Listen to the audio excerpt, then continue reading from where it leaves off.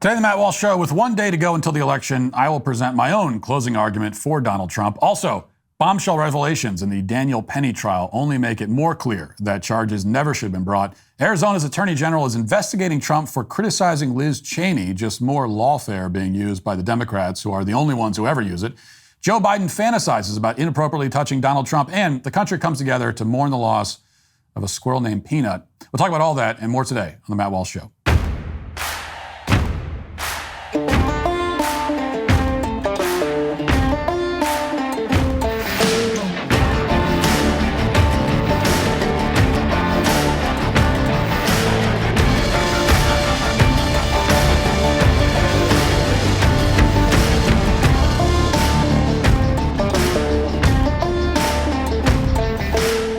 Well, it's back. One last chance, and this time it couldn't matter more. Get 47% off your new Daily Wire Plus annual membership with code FIGHT. 47% off as we rally behind the future 47th president, Donald Trump. Go to dailywire.com today and join us as we fight the left and build America's future.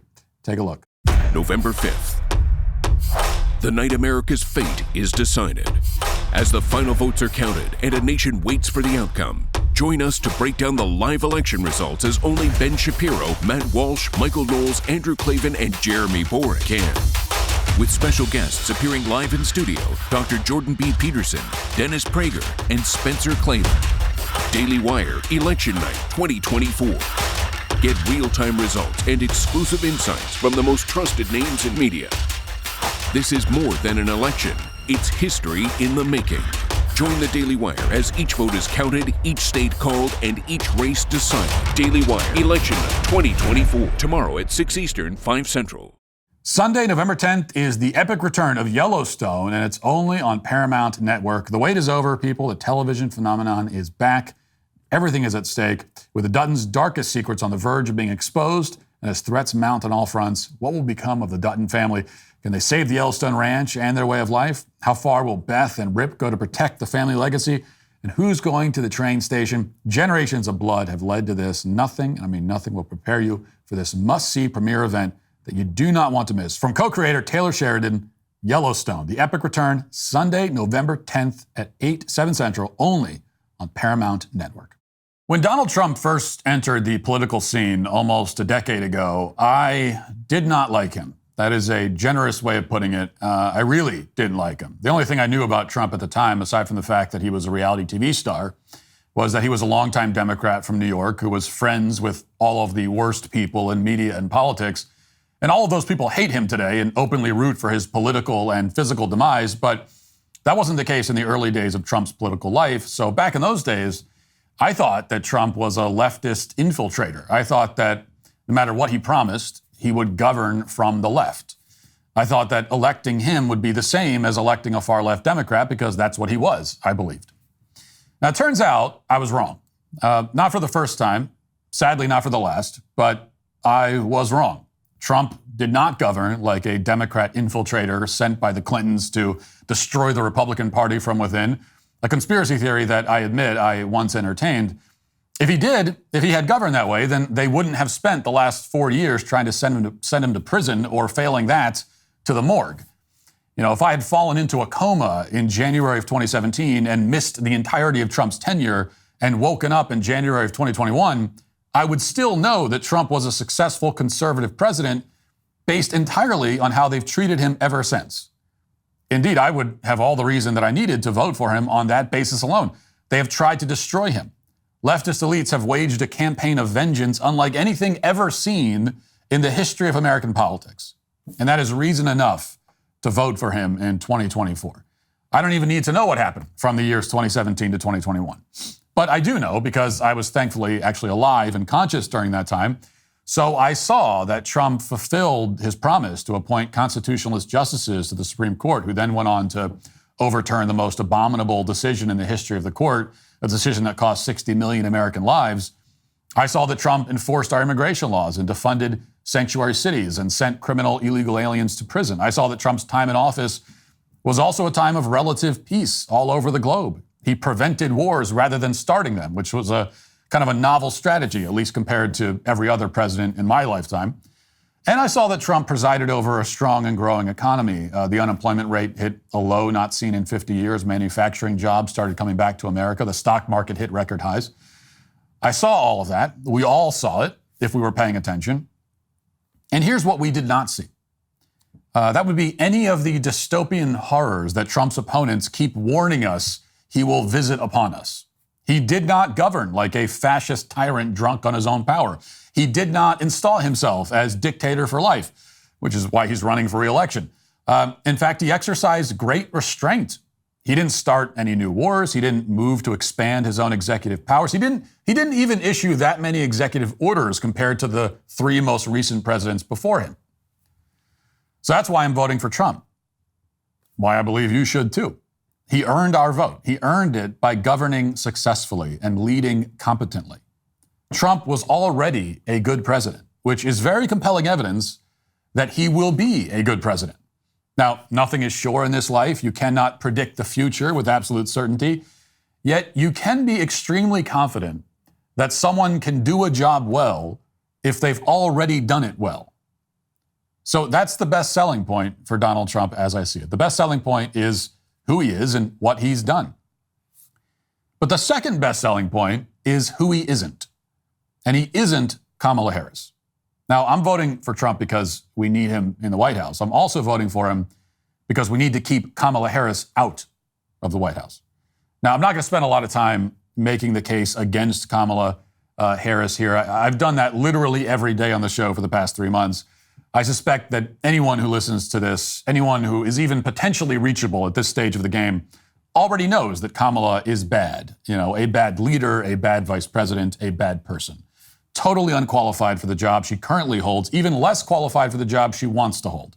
She is a far-left radical.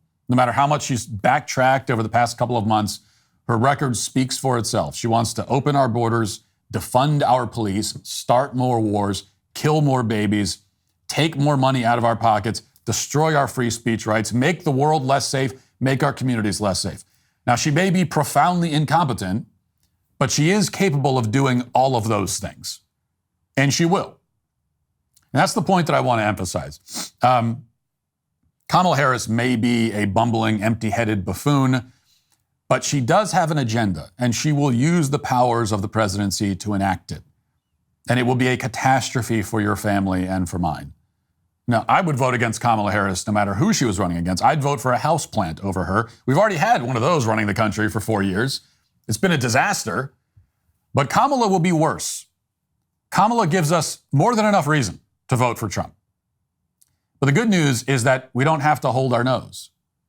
We can vote against Kamala and for Trump. And we can do it proudly. Now, on that note, I want to say one last thing. Trump's critics like to say that character matters. And they're right, it does. They say that we should think about Trump's character before we consider voting for him. And they're right, we should. Well, there is no character trait more important than courage. You know, C.S. Lewis once wrote that courage is the form of every virtue at its testing point. And what he meant is that courage contains all of the other virtues. Courage is how all of the virtues are expressed when push comes to shove. So if you're the most virtuous person in the world, but all of your virtues disappear when you're under fire, then you have no virtue. A man is defined by how he acts in those moments. So when you boil everything down, only one question matters. Do you have courage? That is what separates the men who shape history from the ones who will be forgotten by it. That is the dividing line. So now think about the iconic picture of Trump raising his fist in the air right after he was shot in the head. You know, most pictures are worth 1,000 words, they say, but I think for the best pictures, you only need one. And the picture of Trump, that picture of Trump, screams one word: courage. Now, Trump's enemies may hate to admit it, they may never admit it, they will never admit it, but Trump proved in that moment and in the weeks and months that followed that he is a man of exceptional courage. He was shot. A few weeks later, he was nearly shot again. It takes immense courage to continue along unfazed, still campaigning, still appearing in front of massive crowds, even after a bullet came half an inch from blowing a hole in your skull. The best thing that I can say about Trump, the thing that most testifies to his character, is that if I had spent the month of July living in a cave, and I only reemerged in August, and I had been following Trump closely ever since, I would never know that he escaped death by 10 millimeters. That's because the media has done everything they can to bury it and pretend it never happened. But it's also because Trump is so completely unshaken by the event. He just doesn't come off like a man who just suffered a severe trauma, though he did. When you face down your own mortality and are not remotely rattled by the experience, and then you continue to put yourself in vulnerable positions because you simply refuse to run and hide, you have courage. You, in fact, have shown a kind of courage that nobody in American politics today has ever shown. Nobody. Trump's relentlessly theatrical enemies have to invent all kinds of fantastical threats that they are supposedly facing.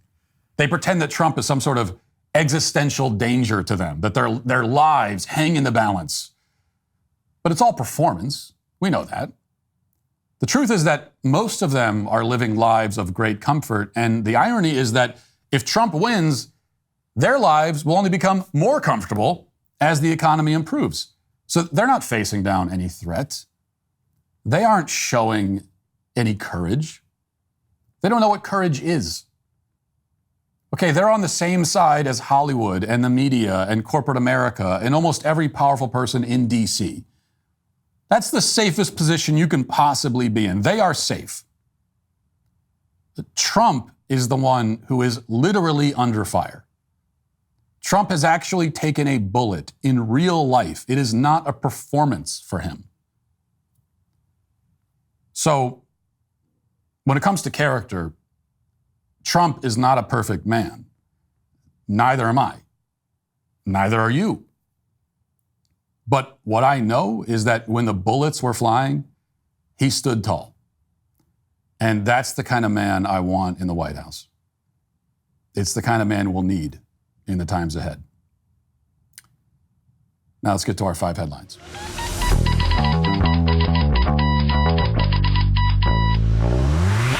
All right, let's talk about something that affects all of us, taxes. The October 15th deadline has passed, and if you're not prepared, you could be in for a world of hurt. Do you owe back taxes? Are your returns still unfiled? Did you miss the deadline to file for an extension? Now that we're past October 15th, the IRS is probably gearing up for some aggressive enforcement. Trust me, you don't want to be on their radar. We're talking wage garnishments, frozen bank accounts, even property seizures. It's not pretty. But before you start panicking, there's still hope. Tax Network USA has helped taxpayers save over $1 billion in tax debt and filed over 10,000 tax returns. These guys specialize in reducing tax burdens for hardworking Americans just like you.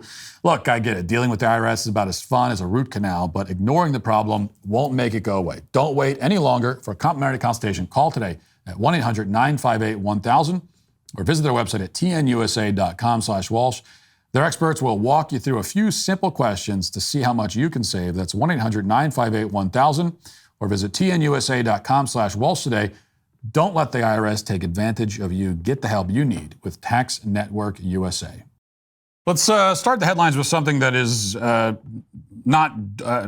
directly election related, but I mean, it's still very much election related. I guess it is directly election related. Never mind. The Daniel Penny case in New York City. We've been following the case closely on this show, and now that it's gone to trial, some new details, new to us, but not new to the prosecutors who brought this case, are coming to light. So here's the Daily Mail on Friday. This is the report. Police detected a pulse on homeless man Jordan Neely after he was put in a chokehold by Marine veteran Daniel Penny. Bombshell new body cam footage reveals.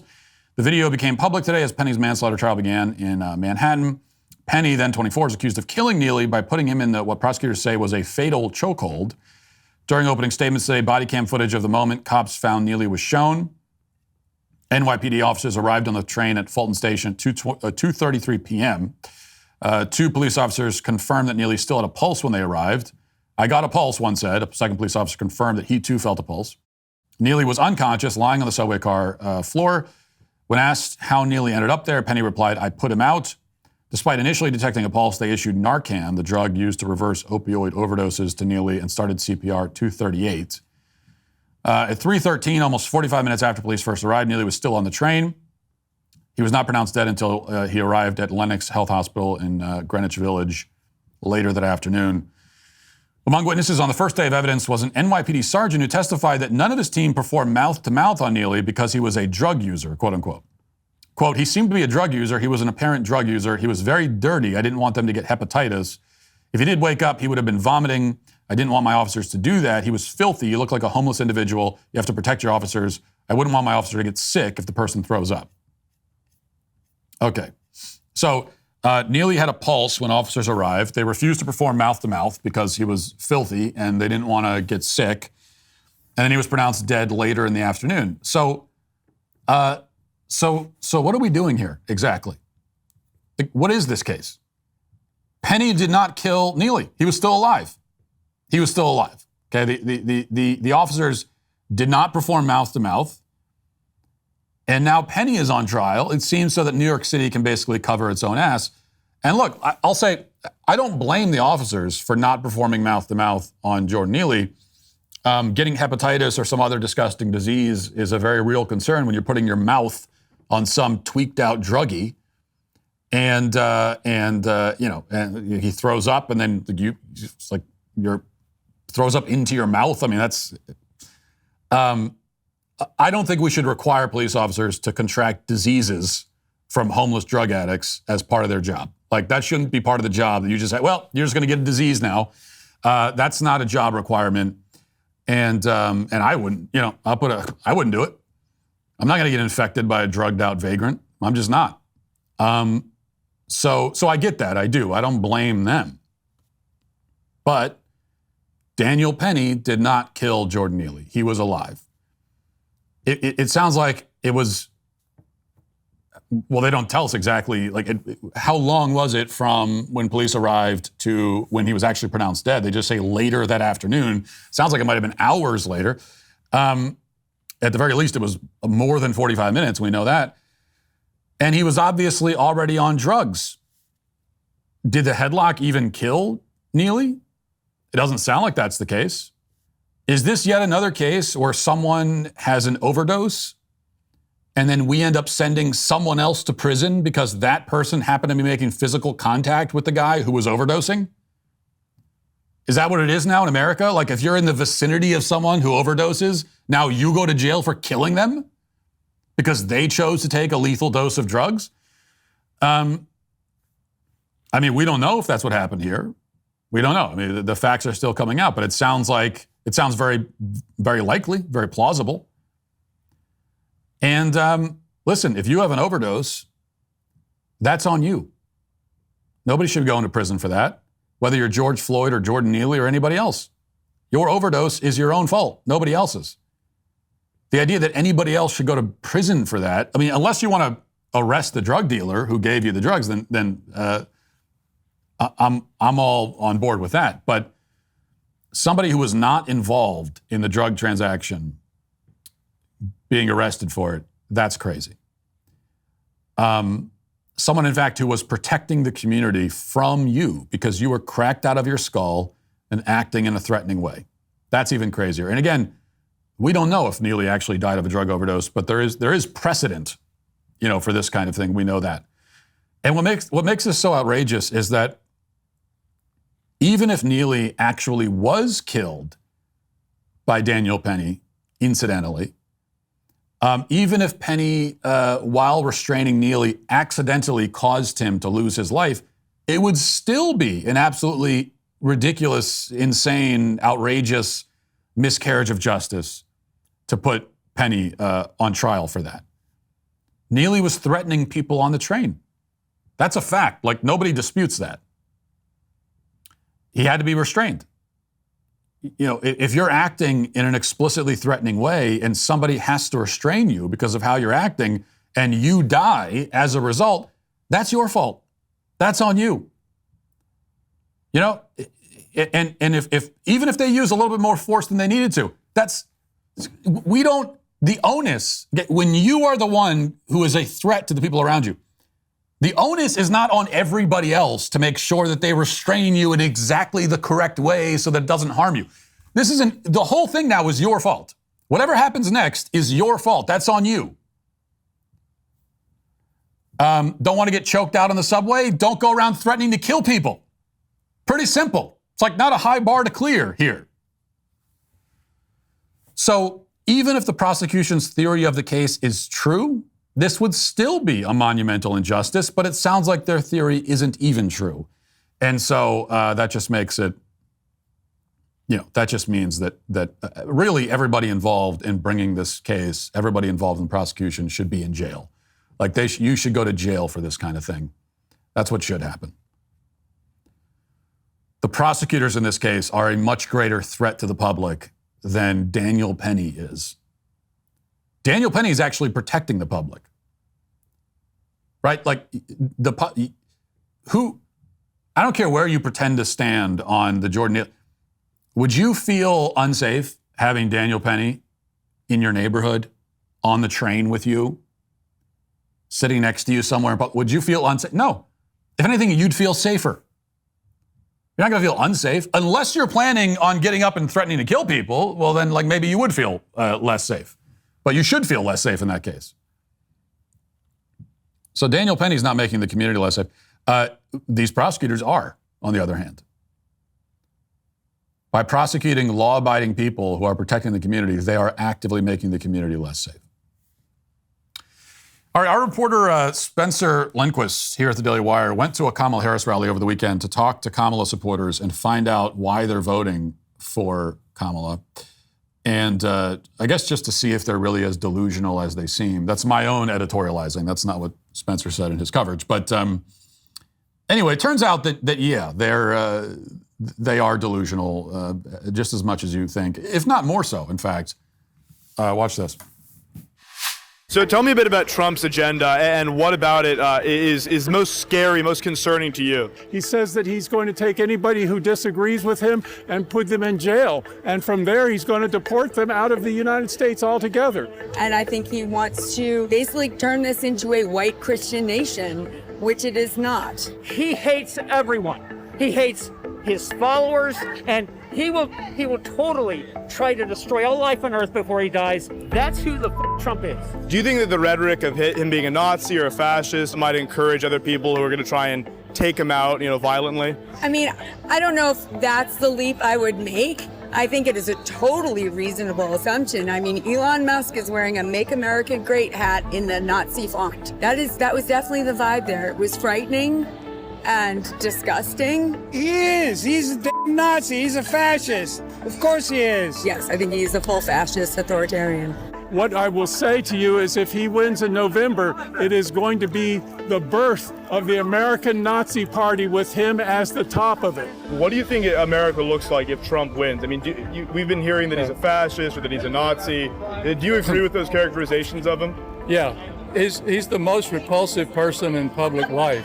He's a floating island of trash, him and his supporters. If you can't tell Trump is the most blatantly obvious criminal of all time, oh, you. You committed treason, and we hate your ever guts. You have a binary choice. You can either vote for a good qualified politician, or you can vote for the Donald Trump, who is a big red pimple on the act of the American body politic. All right, so you got a guy with a balloon of Trump in a diaper with a swastika. And then a lot of other crap. I mean, there was also the guy I think that was a man in a COVID mask. But a couple things about that. So first of all, where do you get? I'm watching the balloon, the guy with the balloon. Like, where do you get something like that? Where do you buy? Where do you buy a balloon of Trump in a diaper with a swastika? Is that something? Do you pick that up at Party City? Is that? Do you have to custom order it, or do you buy the Trump baby balloon and then draw your own swastika on it? That's what I want to know. And aren't there two competing messages there? It's a very confusing the illustration that it's very confusing because it seems to me either Trump is a baby or he's Hitler incarnate. Or he's none of those things. But he can't really be both of those, right? Like, I know that Hitler was a baby at one point, but if we're supposed to take someone serious as a serious threat to the Republic, like Hitler reincarnated, then they can't also be a baby because a baby is not a threat to anybody. Nobody is threatened by a baby. Babies are harmless. Now, I know if you're on the left, maybe this is confusing for you because you hate babies and you kill them. So maybe you don't quite understand that because your mind is so warped and you're such a fundamentally evil, disgusting person. But I think for everybody else, we see that and we're like, well, okay, what do you want? Am I supposed to be scared of Trump or am I supposed to think that he's a ridiculous baby? For normal people, you can't do both. We cannot hold both of those thoughts in our head at the same time about one person. Because there's a disconnect. Because we're not threatened by babies. We don't find babies to be threatening. So you really got to go one or the other on that. And the other thing, too, is that you see the swastika there, and you'll notice that left-wing political events have way, way more swastikas than right-wing events. In fact, because right-wing events, Trump rallies, whatever, have no swastikas. So there's zero. If you go to a Trump rally, you go to any kind of right-wing rally, you're going to see zero swastikas. All of that is the left. Like the left, 100% of the swastikas that are being waved, worn, drawn on balloons, 100% of them that's happening on the left. And that's just a fact. So anyway, what do these people have to say? Why are they afraid of Trump? They say they're afraid of him because they say he's going to arrest and deport everyone who disagrees with him. He's going to turn this country into a Christian theocracy. He hates everyone. He wants to destroy all life on earth. And when I hear that, I think, well, that would be true if I was the candidate. So when I assume my rightful throne after Trump's next term, then those will all be totally reasonable things to say. You'll be executed for saying them, but they would be reasonable. That would be true in my case. But in Trump's case, none of that has even the vaguest attachment to reality. Like none of that, it's not in the ballpark of anything. Trump's going to arrest and deport anyone who disagrees with him. Where is that from Trump's record to anything that he said? Where do you find that? What are you basing that on? You've extrapolated what Trump has said he's going to do, and I hope he does, in fact, do, is deport illegal immigrants. So you've extrapolated from deport illegal immigrants to deport anyone who disagrees. Now, of course, I realize that if you were to ask them this and say, well, where'd you get that from? They wouldn't be able to tell you. They got it from their own fevered mind. That's their own feverish mind is where they got all this stuff. And speaking of feverish minds, on Friday we talked about what may prove to be the final Trump hoax of the campaign. There's still a day left, so we'll see. Maybe they can fit one more in. But the hoax was that Trump threatened to kill Liz Cheney. And it was a total lie, of course. We talked about it. It was a total lie, absolute nonsense, fabrication. Trump did not threaten Liz Cheney, obviously.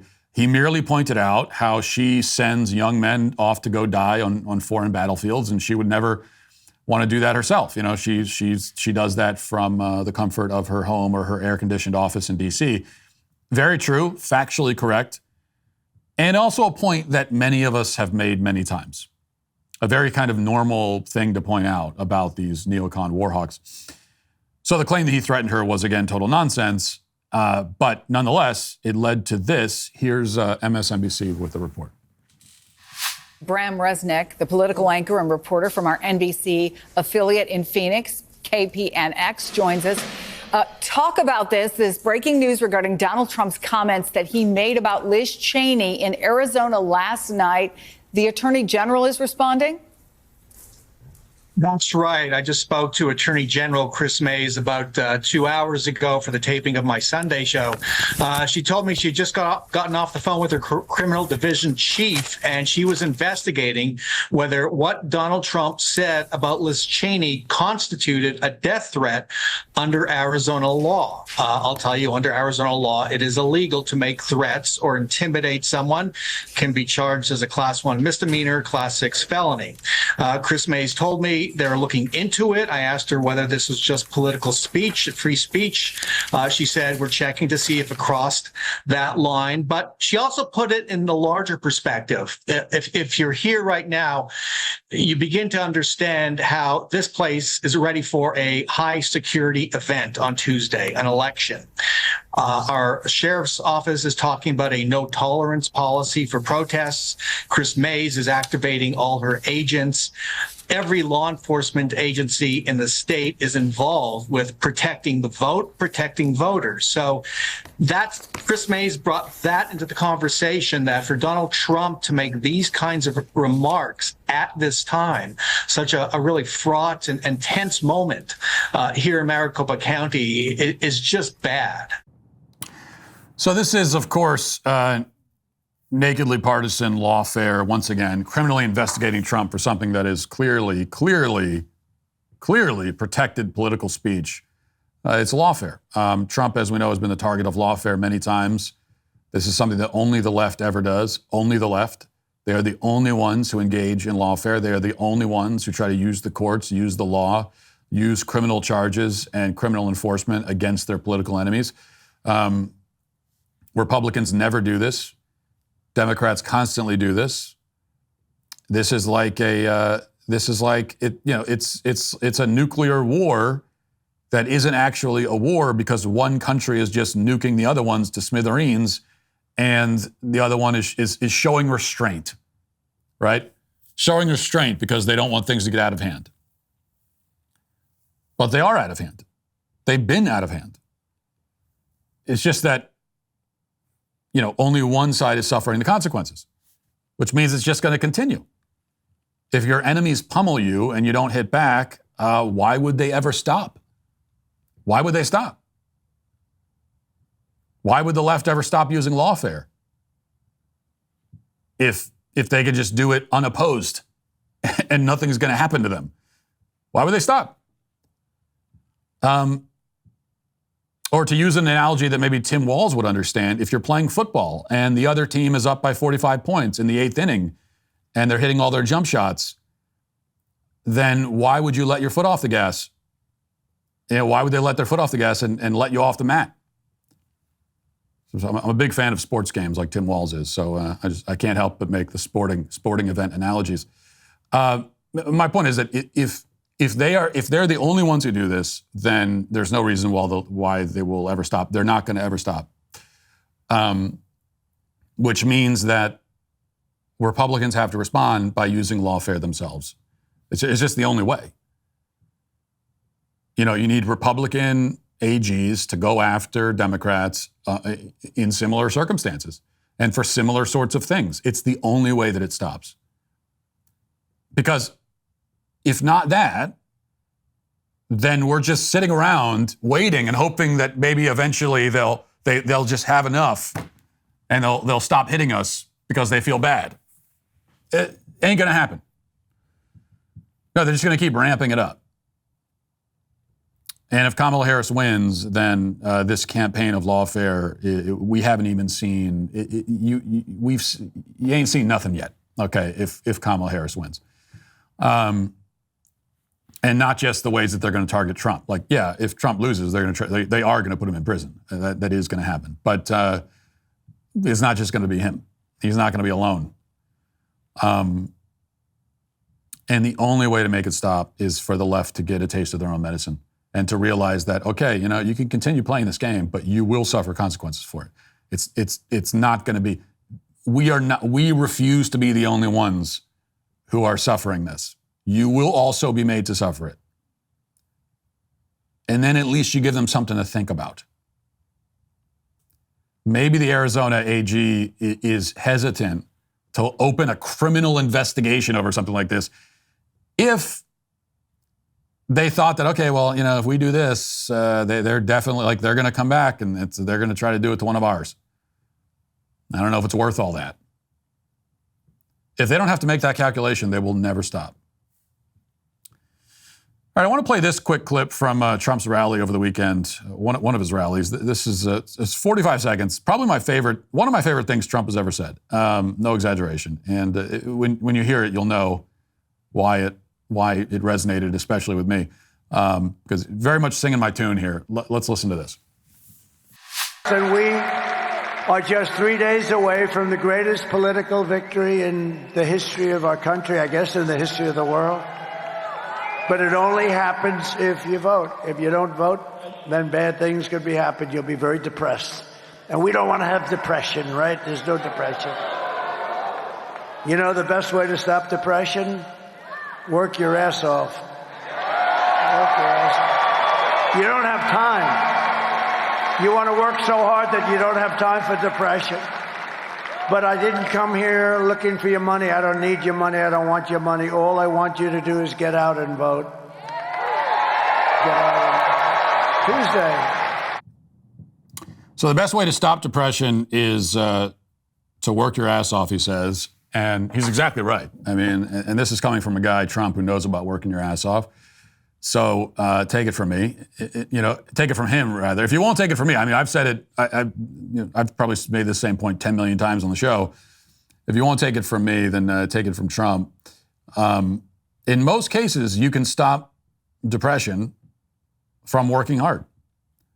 The reason why we have so much depression in the modern world, one of the reasons, is because only in the modern world, and only in the richest countries in the modern world, is it even possible to live and survive and be comfortable without working hard. So for a lot of people, working hard is kind of a choice. You can choose to not work hard and you'll still survive. You're not going to have all of the nice things that people who work harder will have, but you could get by. You can get by and survive without working hard. It's an option. Like you go, for most of human history, for the majority of people on Earth, for most of human history, for almost everybody on Earth, with the exception of the top of the top of the top, they really, you didn't have to give speeches about working hard because it really was not an option. I mean, living every day was hard work. Just surviving was hard work. You had to work to survive. And if you didn't work hard, you would just die. And so nobody really has to give you a lecture about it. There really wasn't much of a choice, but these days there is. And so if you choose not to, then depression is kind of what happens when you have too much time and energy to spend on dwelling on your own feelings. Now, that's not saying that everyone who feels depressed is not a hard worker. That's not the point. The point is that if you're not working hard, it breeds that. And if you're really working hard, I mean, and Trump is talking about this in the context of the election, but obviously he'd be the first to say that this is beyond the election. This is about life. This is how you live beyond the election. And I'd say in my own case, on the times of my life when I've got a bunch of different projects I'm working on. I'm working on a movie. I've got the show that I'm doing. Of course, I have 6 kids, so there's always a lot of hard work involved in that. It's like so many things happening, and long-term, like working on long-term things that I'm thinking about, short-term tasks I have to complete. I don't have time. Like, I don't have time to be depressed. It's just not even, I don't have time for it. It's only when, you step back and maybe you get a little bit lazy and you look around, there's not as much to do, and then you have time to dwell and to think and to kind of like internalize and do all those sorts of things. And Trump, as an extremely successful person, is saying this, like any extremely successful man will tell you exactly what he just said. Every single one. I mean, I defy you to find an extremely successful man who will not say that. I know it's not like these days we're supposed to say depression is nothing but a disease and it has no relation to lifestyle at all, and it just happens and there's nothing. I know that's the popular view of things, but it should tell you something that you will not find an extremely successful man who would disagree with that. They would all say the same thing. They all extol the value of work. And if you understand the value of work, you kind of get everything. You understand the value of work, you'll be successful, and you'll be happy. You'll kind of have it all.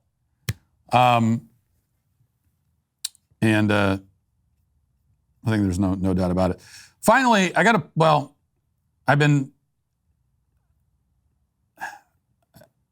would rather not play this video because it's rather disturbing, but I feel like we have to because I don't know. It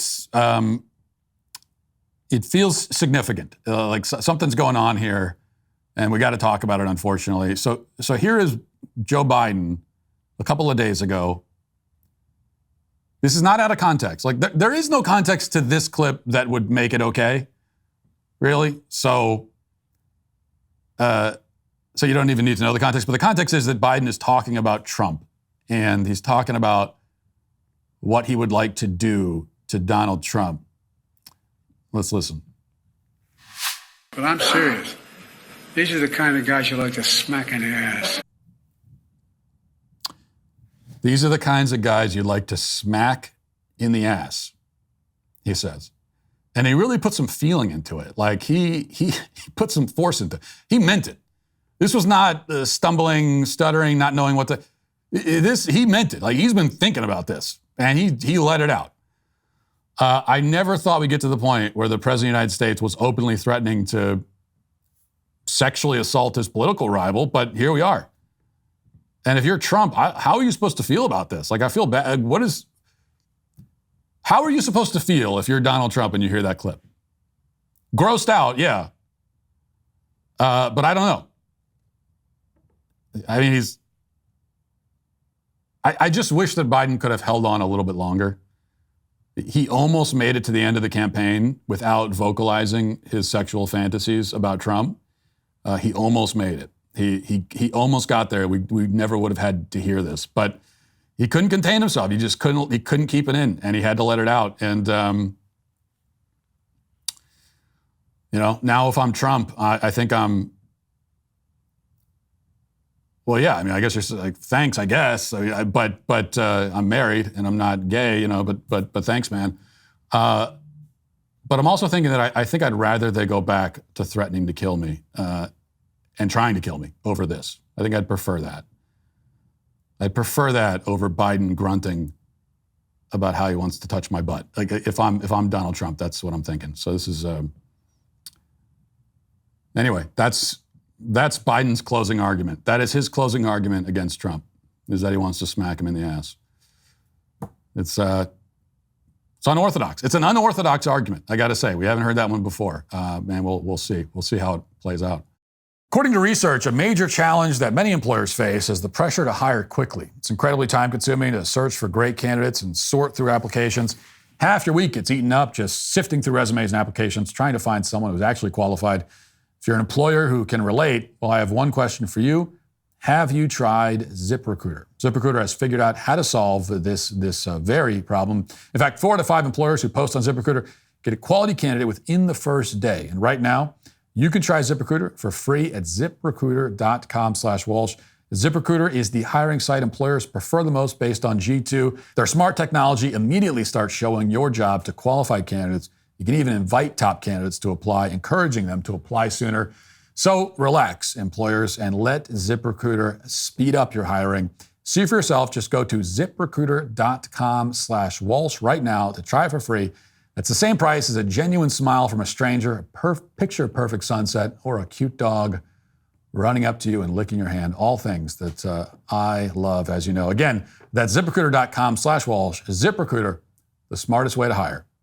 Ladies and gentlemen, we brought it back one last time at the most crucial moment yet. Right now, get 47% off your new Daily Wire Plus annual membership with code FIGHT at dailywire.com/subscribe. And no, that number 47 is no coincidence. As Donald Trump fights his way back to the White House, we're on the front lines challenging the left and the mainstream media's rhetoric, lies, and deceptive agenda.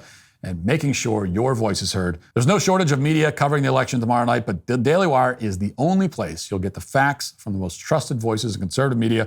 The entire gang will be here along with special guests Jordan B. Peterson, Dennis Prager, Spencer Klavan, and more. All of it happening live. Anything could happen.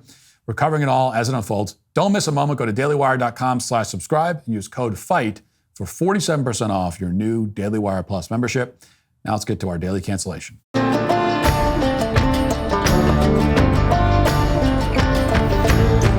Whenever I come across a viral story about animal martyrdom, like Harambe or Cecil the lion or Charlotte the groundhog, I don't usually join the outrage mob, at least not right away. Instead, my first reaction is to question how Americans can get so worked up over the demise of a gorilla or a lion or a groundhog in a country that systematically slaughters infants by the thousands.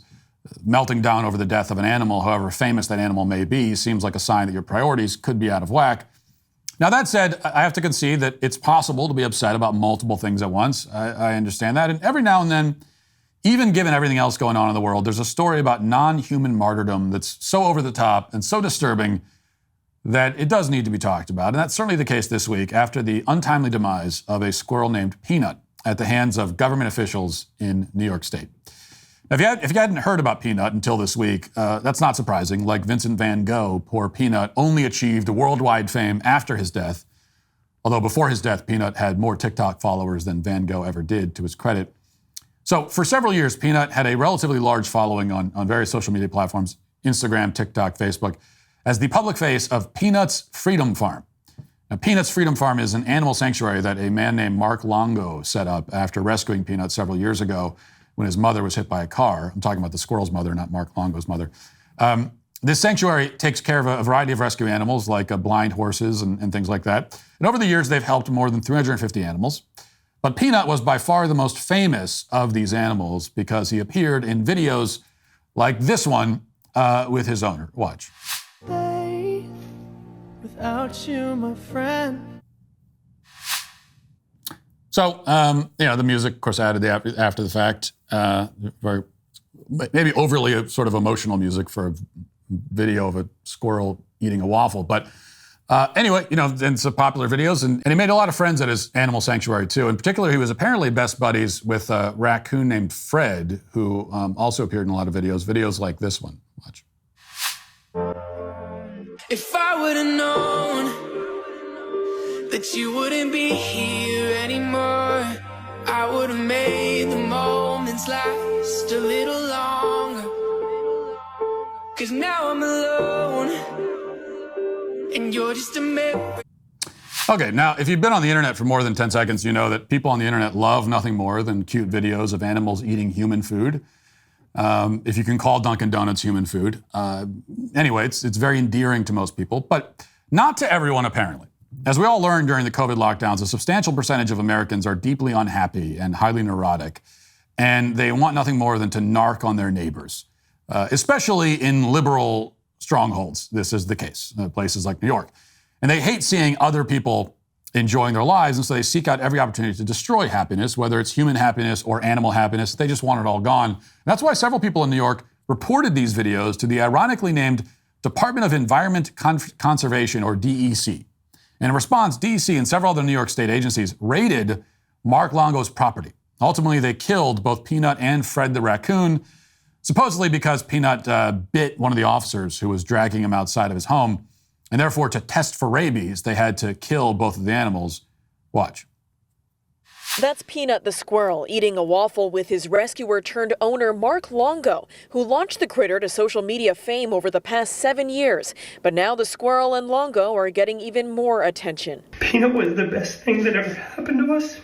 The New York State Department of Environmental Conservation seized the pet and Longo's pet raccoon Fred on Wednesday. It said, quote, following multiple reports from the public about the potentially unsafe housing of wildlife that could carry rabies and the illegal keeping of wildlife as pets.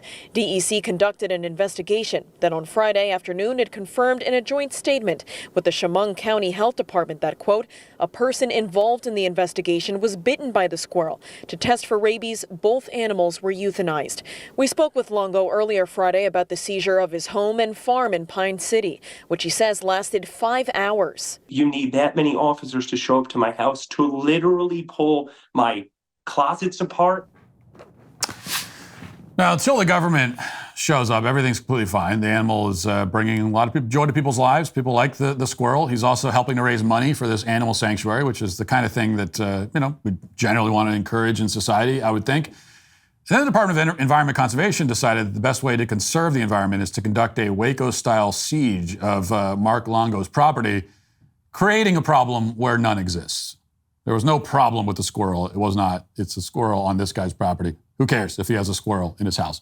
I wouldn't want to have a squirrel in my home. Like, I wouldn't want a squirrel inside the house. Not a choice that I would make personally, but if somebody else wants to have a squirrel in their house, couldn't care less. Does not bother anyone, does not hurt anybody. It's not an issue at all.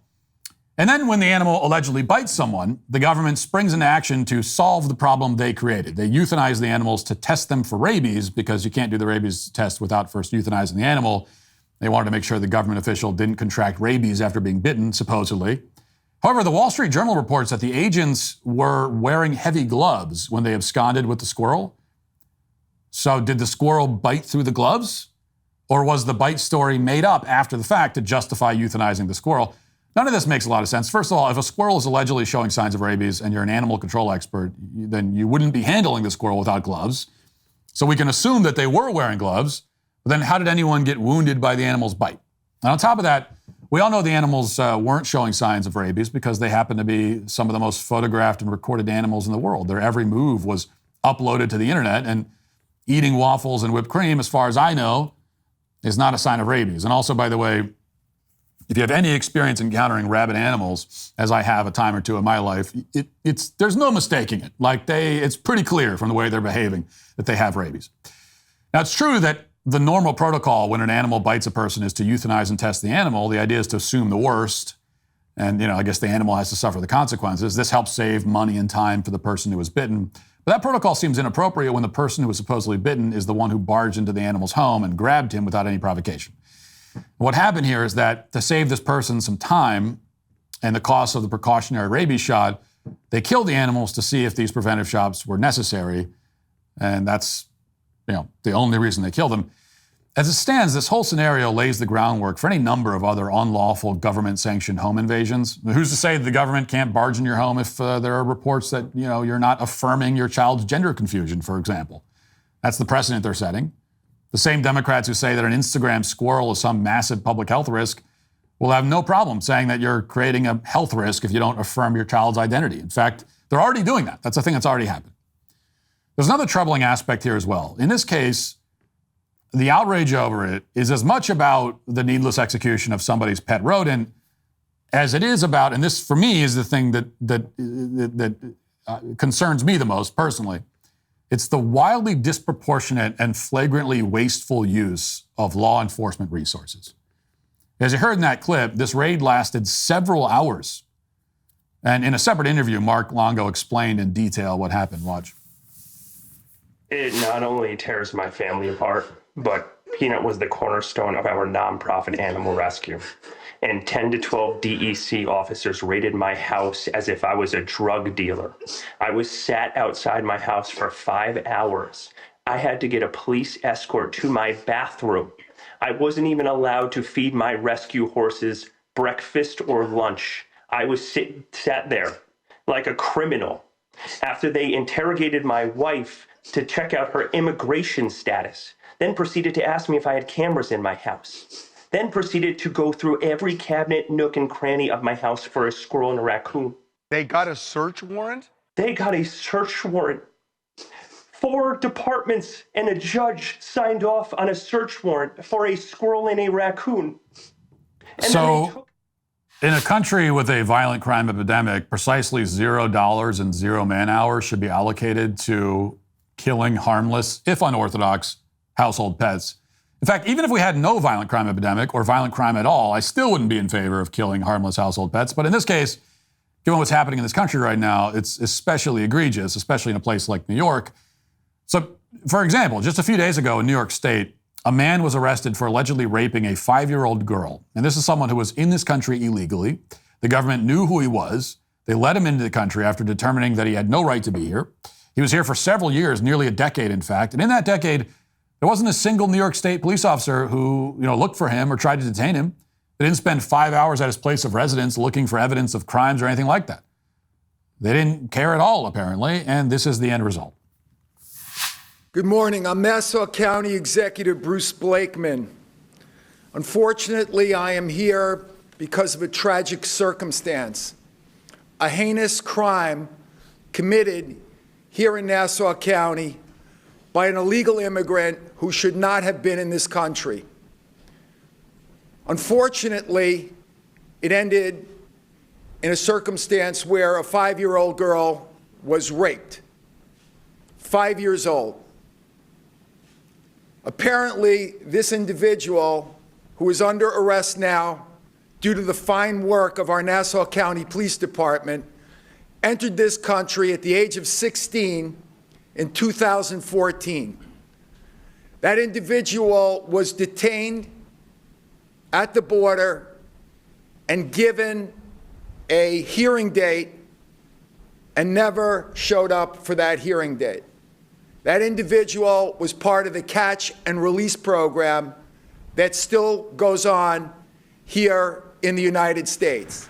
That's probably overstating the case to say that New York State's decision to kill Peanut and Fred could influence the result of the presidential election tomorrow. It's hard to imagine that there's a single undecided voter anywhere in the country at this point, or if there is, that this would be the deciding factor. But if there are any undecided voters left, it's not unthinkable that this is the kind of thing that it takes to wake them up.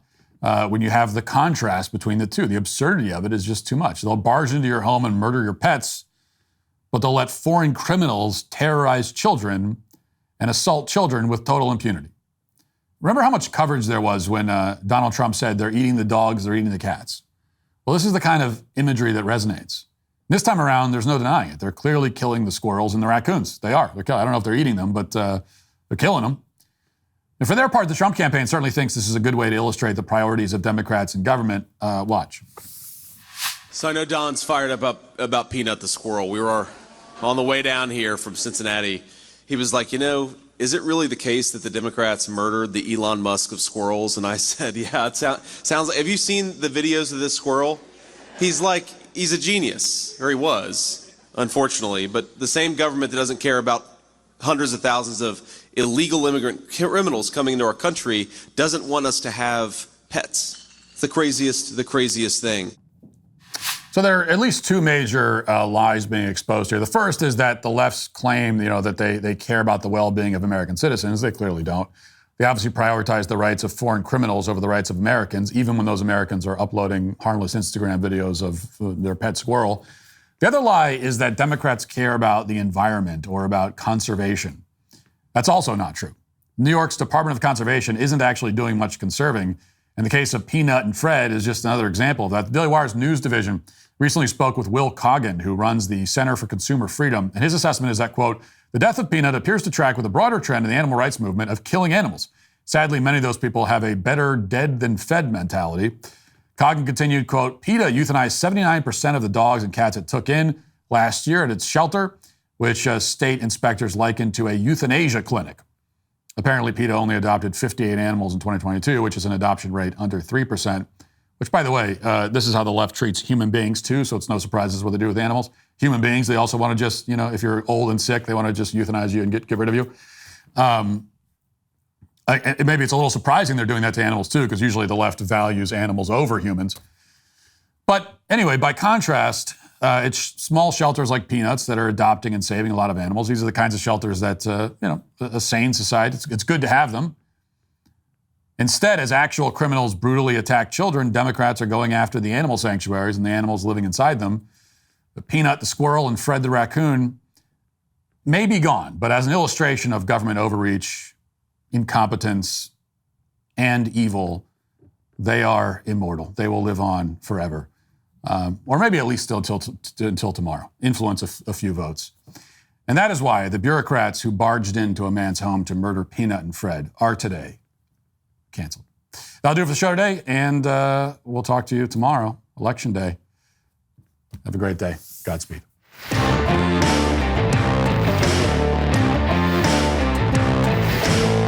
President Trump's personal bodyguard and longtime head of security, Keith Schiller, joins the show. Democrat policies lead to the death of Peanut the squirrel. And Bill Gates calls for a new religion. Check it out on The Michael Knowles Show.